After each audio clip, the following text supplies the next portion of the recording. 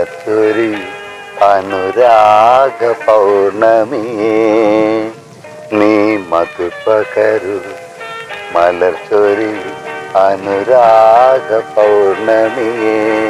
30 വർഷം 1995 ജെയിൻ ബട്ട്സ് ലൂലി. എങ്ങനെയുണ്ടായിരുന്നു കുടമ്പുഴ യാത്ര? വളരെ നല്ലതായിരുന്നു. കല്ലും മുള്ളും നിറഞ്ഞ വഴികളിലൂടെ കരച്ചിലെ പിഴിച്ചില്. അതായത് ഒരു ദുഃഖം ഉണ്ടല്ലേ സുഖമുണ്ടല്ലേ സന്തോഷം.